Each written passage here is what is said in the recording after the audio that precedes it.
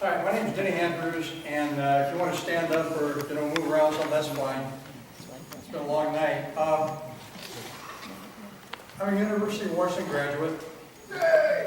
50 years ago today, not today, 50 years ago last month, I was marching on the plains of Lackland, Texas, accepting a commission as a second lieutenant in the good old United States Air Force. And I didn't realize until after I turned to age 60 that I had any writing talent whatsoever. And the reason I got started writing is I've been a collector of antique weapons and war souvenirs for most of my adult life. I love history and I like guns.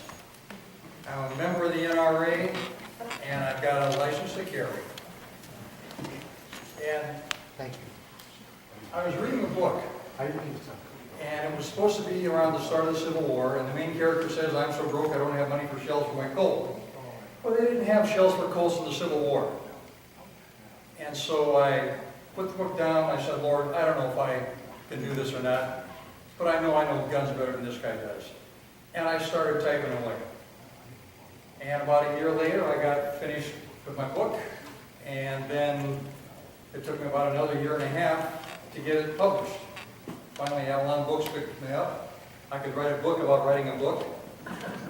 And I've written one, actually three since then. Two that have been published. At any rate, the thing about writing a letter to the editor, for myself, and I'll just speak personally, is I have to be kind of jazzed up about a particular subject or really kind of irritated about one. Now, for instance, they talked about sex offenders being at the University of Washington, being admitted. Now, this is last year. The thing about writing a letter is you want the first sentence to be almost outrageous. Something that's going to pique the attention of a letter editor, and that's probably the lowest rung. But something that hits them right in the face. You don't want it real long, you don't want to educate anybody, you want to hit them in the face with the first sentence. And then in the body of the letter, it helps if you have some kind of a word or phrase that might send them scurrying to their dictionary or thesaurus. And with the present talent level that they have in editorial staffs, that shouldn't be too difficult. Yeah. And then finally, just ended up with, again, a kind of a catchy phrase. They don't want to be educated. They don't care about Hobbes and Locke. You're writing to about a 6th or 10th grade mentality. So here's what I said about the UW. Is this the University of Washington's new outreach program? Level 3 sex offenders, child molesters no less? UW spokesman Norman Arkin said that he didn't think the UW could deny the men an education. Why not? Every year the UW denies education to literally thousands of deserving high school seniors with grade point averages of 3.8 or better. I think Arkin should be compelled to explain to this group why 2 convicted child molesters in their 40s are more deserving of UW education than they are.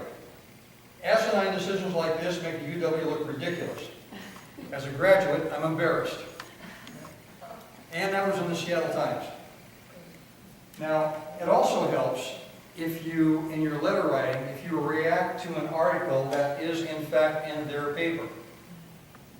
Because they will, as they did in this one, reference the part, the times, whenever, subject matter. Makes them look good. Also, I recommend sending it to more than one paper. I think I'm batting about 9 out of 10 with the Bellevue Reporter, and about maybe 4 out of 10 with the Seattle Times. They've got a website where they quite often will put my letters, and I get some really interesting comments from the oh-so-sensitive liberal establishments on the tail end of my letters. It's just hilarious.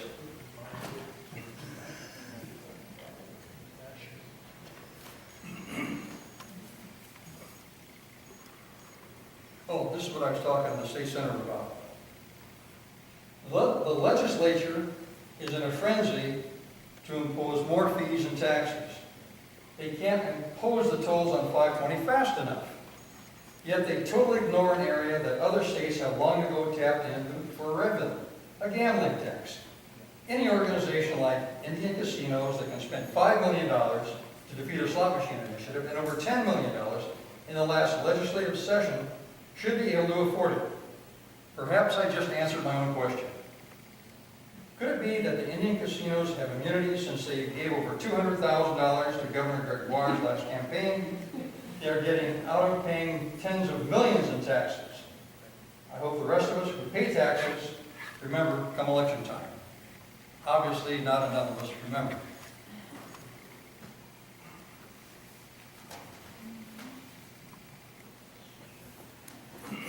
And then sometimes I get involved in the local stuff.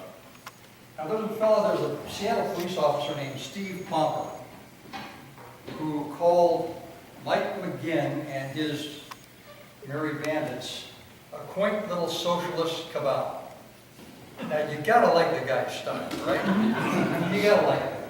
And so everybody comes down on it. So this was in the Times. And again, I say this as an example because my first sentence is, to get the attention. Poor officer Steve Pomper just doesn't get it. And then the Times puts their article in there. He doesn't understand that he abrogated his First Amendment rights of free speech when he joined the Seattle Police. Wow. Having graduated from the Mike McGinn School of Charm, he should have understood that Orwellian school of think-speak, quote-unquote, should have prepared Officer Pomper better. Now that the cat is out of the bag and the officer actually says what he thinks, what will they do? Perhaps a remedial course of think-speak? After all, there is only one politically correct opinion in Seattle, and that comes from the far left. I thought Officer Pomper knew that.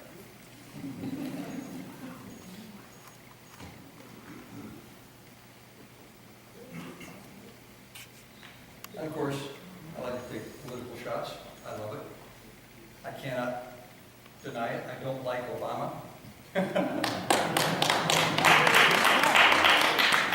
And here's just kind of a little aside. State Democratic Chairman Dwight Pelz isn't usually good for a laugh. But here he has outdone himself. My first sentence, kind of grabs our attention. He says that Jay Inslee doesn't have to worry about the big Democratic donors leaving because Inslee represents their values, and Republican Rob McKenna does not. Now here's the funny part. At the same time, we learn that Inslee is going to attend a Manhattan fundraiser for him put on by, wait for it, Eliot Spitzer. Spitzer, you might recall, is the former governor of New York who resigned in disgrace after being caught patronizing call girls. So I guess, like Pell says, Inslee doesn't have to worry about the local Democratic donors. He has other donors who better reflect his values. Wow, good one. Can you believe I get this stuff published? Sure is. Actually, you know what? And it isn't that difficult. Because like I say, I'm an old guy. And I still get irritated, I still get excited. I love to watch my grandson pitch and throw baseballs, things like that. Just really jazz me up. And current events just absolutely drive me up the wall. Okay. And now we find out that women in Columbia are required to leave a copy of their identity cards before going into a hotel room. This is a Secret Service scandal. Does anyone see the irony here? It's more stringent to be a prostitute in Colombia than it is to be a voter in the United States of America. Wow, good one.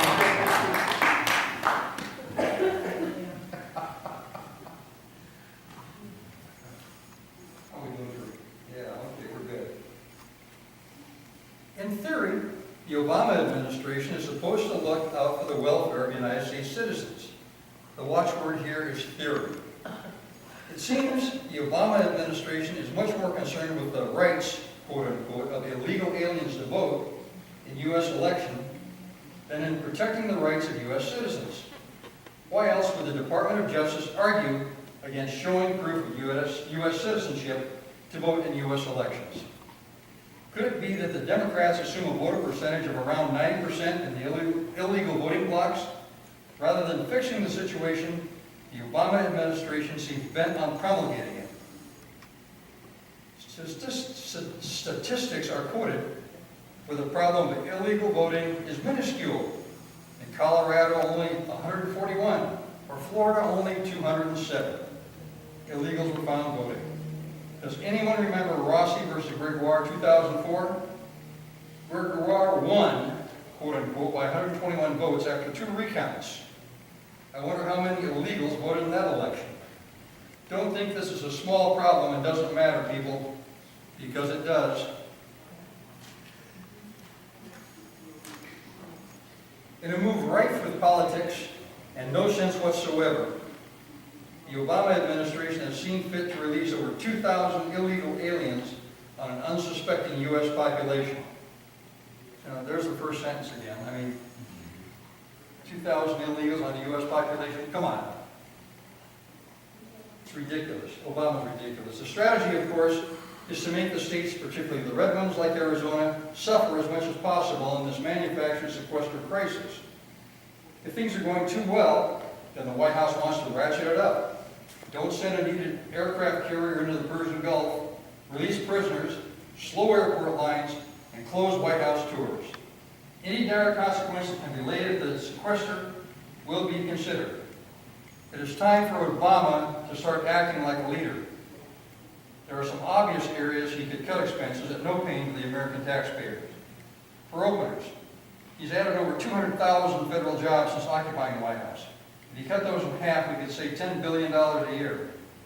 How about cutting or stopping foreign aid?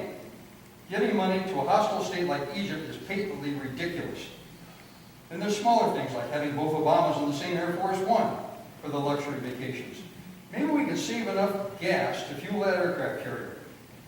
Of course, doing any of these things would not further Obama's agenda for 2014. He's hoping to move enough Republicans out so he won't be held accountable for anything, ever.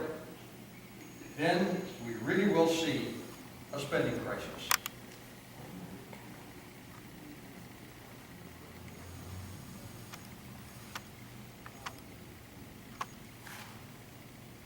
We're about there. I've got some others, and just some other points in this is that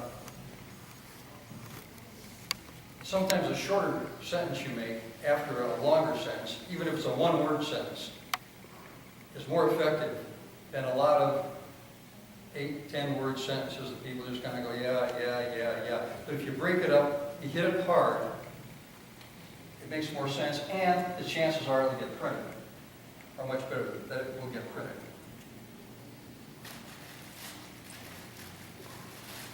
This last one is my favorite just because it's so funny.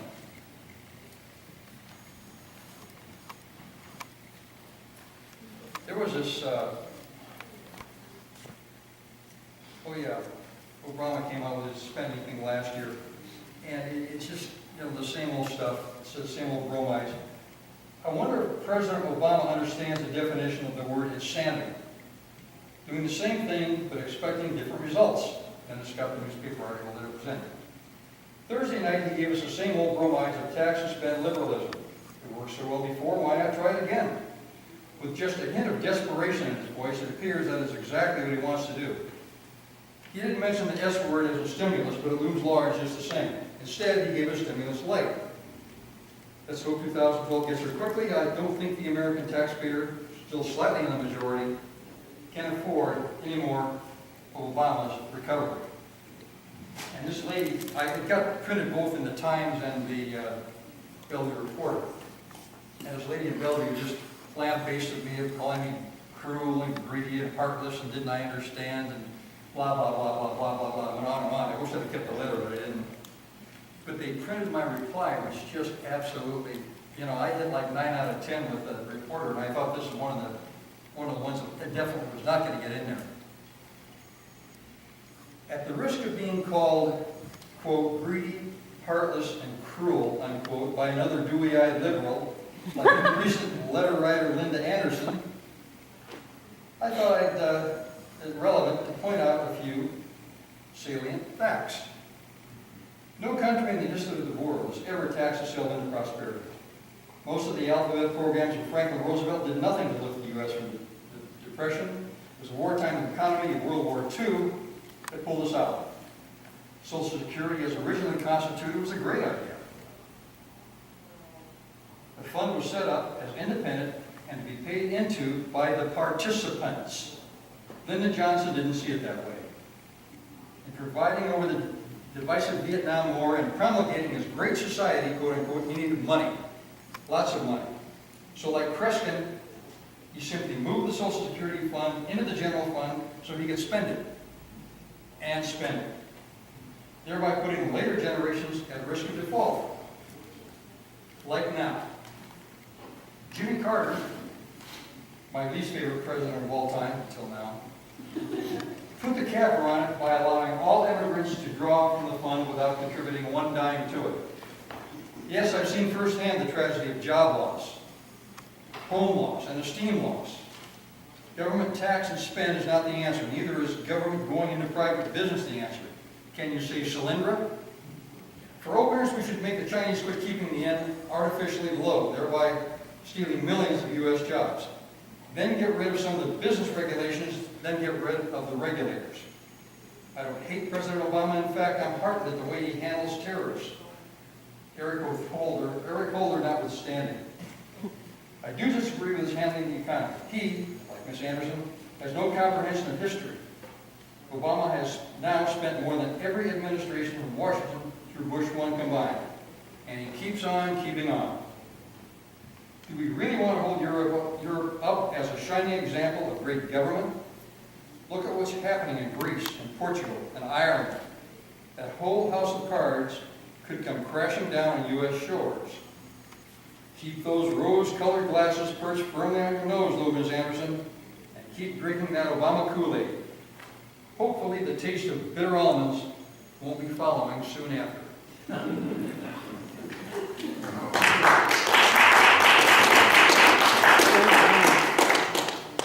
And that's it. I got a minute maybe for questions. If anybody's got any, or I'll be standing around here picking up my stuff. We went from high-tech to low-tech. But in the Republican Party, there's room for all of it, and What papers you try to get into, Times, Journal? Times, well, the Journal of America used to print me a lot, and the local reporter, here you've got, what, the Kirtland Reporter, the Redmond Reporter? Yeah, send it to them. I mean, you may not see it there for a month or so. I think probably a couple of mine will be out in the Bellevue Reporter, this month, next month, I don't know.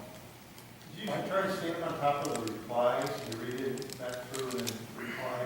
Sometimes I do. Once or twice? Sometimes I do. So, if they print it and it looks like they thought they had any point at all, then I'll reply to them. But not usually as scathing as that one was. Her letter was not nice, so I wasn't nice. And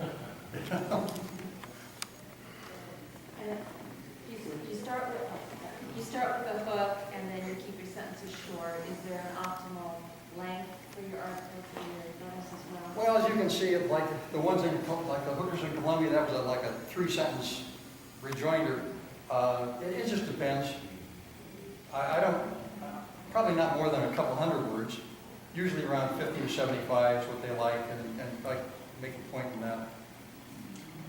Let's see, do you find it more effective to write letters to the editor or to comment on articles on the newspaper's website?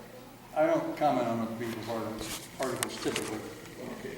The newspaper's articles? Yeah, no. Okay. No, I'll write, I write during the letter. The early one was published in the Times saying that Cam Newton shouldn't get the Heisman Trophy, he shouldn't be playing college football. And they published that one. I mean, it just depends on that. For myself, it has to kind of get me going. Typically it's political. Typically it's something that Obama's pulled. But not necessarily. That doesn't take much, does it? Pardon? That